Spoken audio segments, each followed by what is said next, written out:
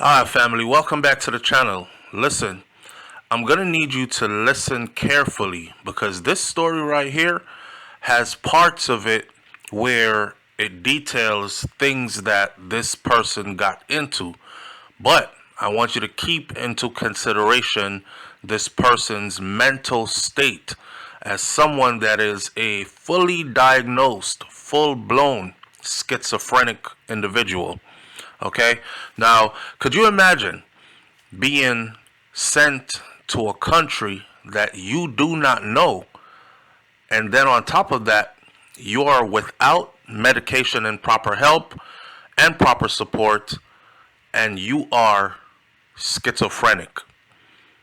I've always said I believe in deportation because I believe that when you go into somebody's land, into somebody's country, into somebody's home, you play by their rules.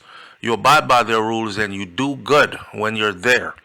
If you violate their house rules, then they have all rights to kick you out. However, I'm also of the strong belief that anybody who left their homeland as a child, a small child, should not be sent back as a grown adult when they were raised by another country and then they have committed any offenses in that other country. If you did it as a grown person, say for instance you left Jamaica grown, you go over to the UK, you commit some crimes and they send you back to the United States of America, they send you back to Jamaica, then you were an adult. You understood the laws, rules, and regulations. You purposely broke them. And you understood the full consequences. But as a child, that's a whole different ball game. Now, this story right here, it broke a couple of years ago. And if anybody out there knows this individual, of this individual's family, where this individual might be today, please give us a call, 1-806-587-8953, or please reach out to us at SouFLoTV, SouFLoTV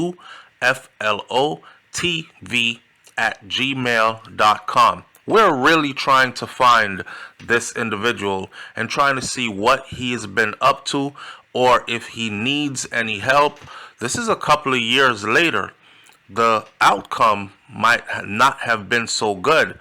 I'm hoping and praying that it turned out really well to the point where he was sent back to the UK where he could get all the proper help he needs. But if he is still in Jamaica, I fear the worst for him. Story broke a few years ago. It says my son with schizophrenia was unlawfully deported to Jamaica. Shout out to BBC.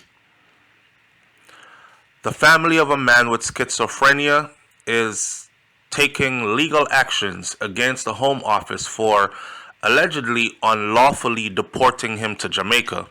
His name was Eric Hall. If anybody knows where Eric is today, please give us a call, a shout out. Eric Hall arrived in the UK when he was just 10 years old and has convictions now of theft, drugs, and possession of an offensive weapon. The Home Office denies relatives' claims that he was sedated before the flight and says that the deportation was lawful. I don't expect them to say anything different. It says the rights of the British public are put before those of dangerous criminals. So obviously he was deemed to be a dangerous criminal. Although he was born in Jamaica, now imagine leaving Jamaica at 10 years old and then at almost 40 years old you are being shipped back to a place you have never been other than them 10 years of your first 10 years of life. Although he was born in Jamaica, the 38-year-old moved to the UK with his family in the early 1900s when he was 10, and he was granted indefinite leave to remain also. But he was diagnosed with paranoid schizophrenia in his early teens, so everybody knows. and his family and legal team says that most of his past criminal behaviors, he has 28 convictions for 55 offenses. All those, though, no one was hurt, and this was largely down to his poor mental health state. They believe that he has only ever been a danger to himself rather than a danger to anybody around him or the wider society, and that he continues to be seriously vulnerable. Critics of the Home Office policy, Eric's deportation, on grounds of his Jamaican citizenship, has echoes of the Windrush scandal. In 2018, many adult children of the post-war Caribbean migrants, despite having lived and worked in the UK for decades, they were suddenly told that they no longer had a right to stay in the UK. Just boom, out of nowhere. The scandal led to the government eventually apologizing for the Home Office immigration mistakes against the Caribbean migrants and their subsequent mistreatment. Some of them were deported and then were brought back later when it was found that they were wrongly deported. Now, before he was arrested in early March of 2022, Eric had been living in support housing in East London, and he was being cared for by a mental health community team. His family says that if he was sent a letter by the Home Office about his deportation, whether he should report to this appointment, go here or there, he would not have understood its significance. Eric was taken to a detention center where his lawyers and family says that his mental state rapidly deteriorated considerably. He repeatedly told them that he had not been served any deportation papers, and he did not think that he was about to be flown out of the country to another country. Deportation flights from the UK to Jamaica are among some of the most controversial that are carried out by the Home Office. Now, Eric's legal team says that they were challenging his deportation, but they were not sent all the key paperwork from the Home Office, which must be served legally within 3 days of someone's departure. Immigration lawyer Holly Stowe also says they asked Charity Medical Justice to assess Eric. Their report concluded that because of his paranoid schizophrenia and the state in which he was in, he should not have been detained, and he was not even fit to fly. This is where the family said he was definitely drugged in order to get him to comply with that flight. An accusation that the Home Office, of course, has denied. The Home Office says foreign criminals and their legal representatives are served their removal directions in advance of flying. However, Eric's legal team and family members said, we didn't get any of those things. All claims raised are fully considered and determined before deportation, including where applicable via the courts. You know, they're going to back themselves up. Eric was put on a plane and sent to Jamaica. Eric is too unwell to be interviewed, but in a remote farming town in southwest of Jamaica, we meet an elderly stepfather, Errol Brown. He talks to us on a hilly main road outside a parade of boarded up shops. He said, he's sick. He's a sick boy. I live with him and I know. This is what Mr. Errol said, his hands shaking before wiping tears from his eyes. He is now caring for Eric full-time at his home in St. Elizabeth Parish, but says that his stepson needs medication and face-to-face mental health counseling and support, which is not routinely available in Jamaica. Now, BBC News has seen medical documents confirming that Eric is a paranoid schizophrenic person, and the condition also referred or referenced in his home office correspondence and in the correspondence from the home office to him. Before his removal from the UK, Eric's family says that he had been refusing to take any medication. He was in a manic state. And that on his arrival in Jamaica, it appeared as if he had been heavily drugged. They say that he didn't recognize his stepfather in Jamaica's capital, Kingston, and he had no memory of how to even get to his people. Out of the blue, we heard Eric was in Kingston. We didn't know they would have actually deported him. It just happened. He can't explain to me how he got there. He doesn't even know how he got there. I have asked many times.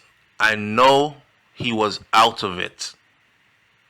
He would have had to have been sedated or knocked out. He didn't know where he was, and he didn't have a clue who I was. Now that's crazy, because having already been suffering from paranoid schizophrenia, can you imagine being drugged? You're unconscious, you get put on a plane, you wake up in a completely different country. Different smells, different sights, different voices around you, different accent, different languages being spoken. And you don't recognize any of the faces. Anybody with common sense would know that that would send a paranoid schizophrenic person into a tailspin. They would literally go super crazy at this point.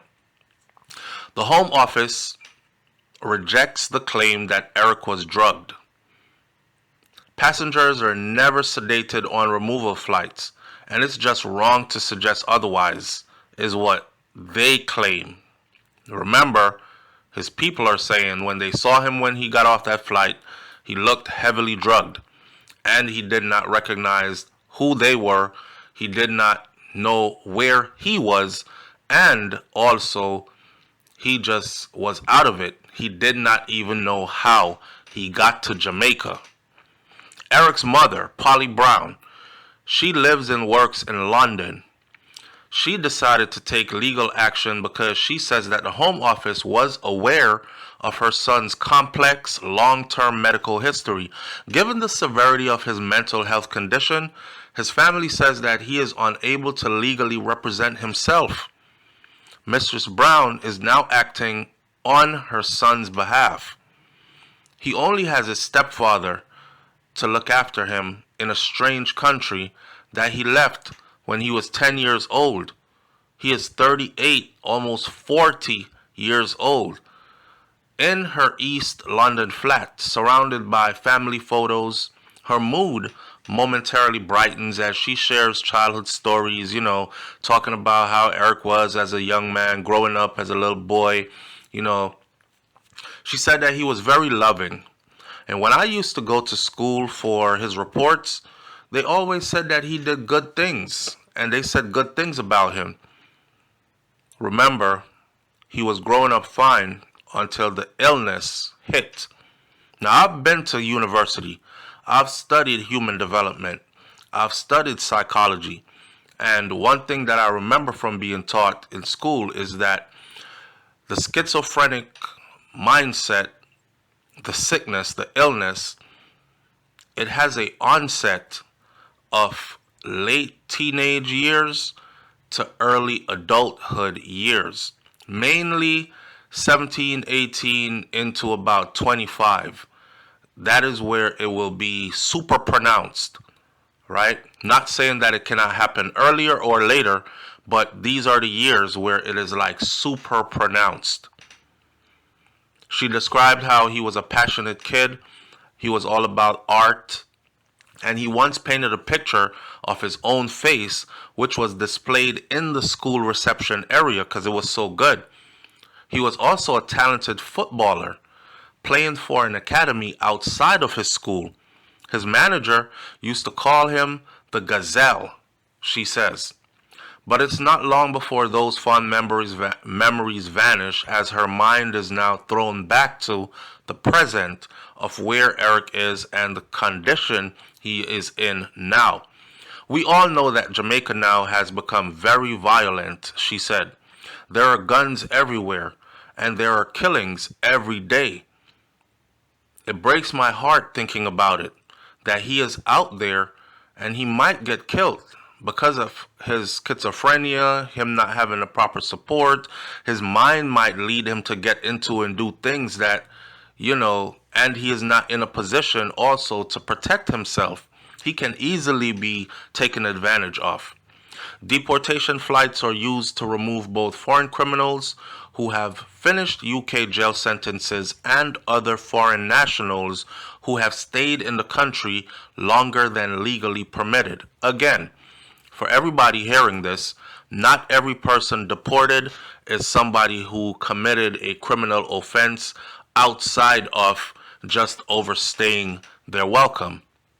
Now, between April 2020 and May of 2022, the Home Office in the UK carried out 130 enforced return charter flights at the average cost of £200,000 per trip. I want you to do the mathematics to that. I didn't say 130 persons removed. I said 130 enforced charter flights. Plane full of people heading somewhere else, out of the UK. 130 at £200,000 per flight. Now, Jamaica represents only a small fraction of that, about 1% of the UK government's overall enforcement returns between 2019 and 2021, around that period.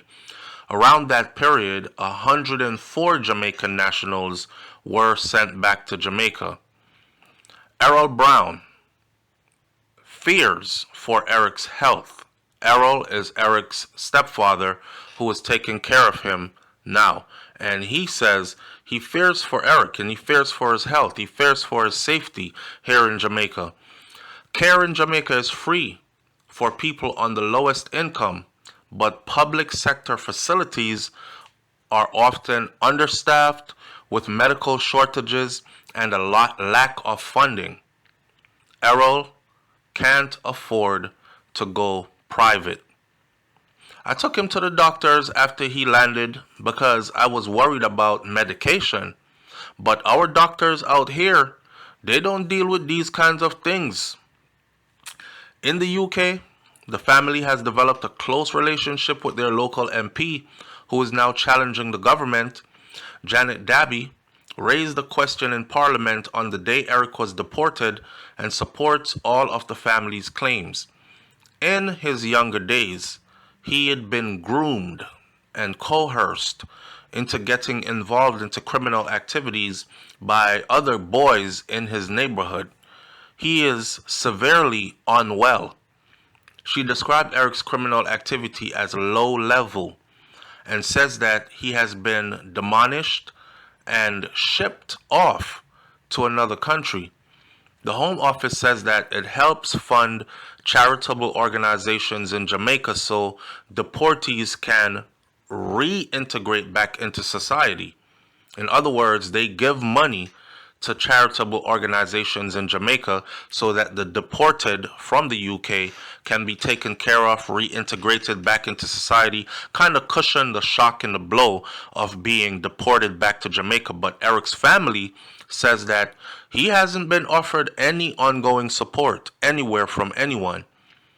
Upon arrival in Jamaica, we were only able to locate one such charity, says a reporter who went to Jamaica to see the situation. They told us that they received funds from the Home Office, but they did not want to be interviewed. This is from BBC, British Broadcasting Corporation. They went to Jamaica or sent journalists to Jamaica to figure out, is this true? Is there money being sent to Jamaica to organizations to help people like Eric?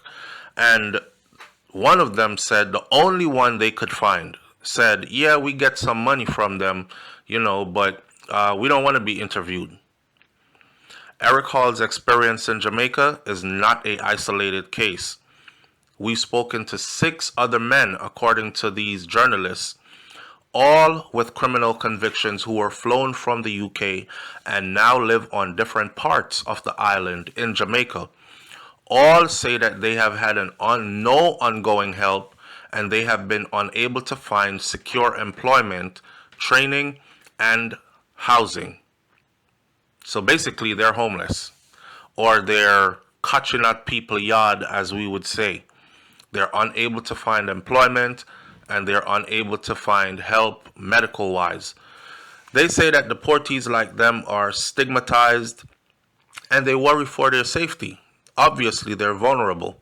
Some have no choice but to live with elderly relatives, while others struggle to survive on the streets of downtown Kingston and other places where shootings and gang crimes are an everyday thing. Jamaica's Minister of Legal Constitutional Affairs, Marlene Malahou Forte, says that she takes serious issues with the UK's deportation policy of sending those who have little or no ties to the island and have been socialized in the British culture. She says that there is disregard or insufficient regard for matters of family ties. Yeah, she says that, but what are they doing, though, to actually stop that from happening? And the answer is not a damn thing. They're taking the money, they're having these people come, and then they're turned out to the streets. And that's the truth about how it all goes down. Now, it's almost tantamount to the old method of punishment of transportation. In a statement, the Home Office said that we are clear that foreign criminals should be deported from the UK wherever it is legal and practical to do so. Any foreign national convicted of a crime and given a prison sentence is considered for deportation at the earliest opportunity. But Eric Hall's lawyer says he deserves to continue living in the UK, and they have filed a claim of unlawful detention and unlawful deportation against the Home Office. Eric's human rights have been breached. It's just wrong, completely wrong, and completely unfair, says Holly Stowe. There's a sense of desperation here from the Home Office to get people on a flight who shouldn't even be on a flight and who should not be detained in the first place, like someone with full-blown schizophrenia like Eric. The Home Office says that it maintains and it remains committed to removing foreign nationals with no rights to be in the UK, but Polly Brown hopes and prays that her son will be returned to the UK, returned to where he can get proper help that he needs. Right now, as far as we know, he is somewhere out there in Jamaica in what everyone sees as a desperate situation. Meanwhile, Mr. Brown, Errol Brown, Eric's stepfather in Jamaica, says he will continue to try his best to care for Eric as best as he can while he is able. But he warns that time is against them. He said, "There's no future at all here. He can't survive on his own." And if you look at Mr. Brown is an elderly person already. So, I mean, if anything should happen to him, Eric would definitely be on his own. Like I said before, right?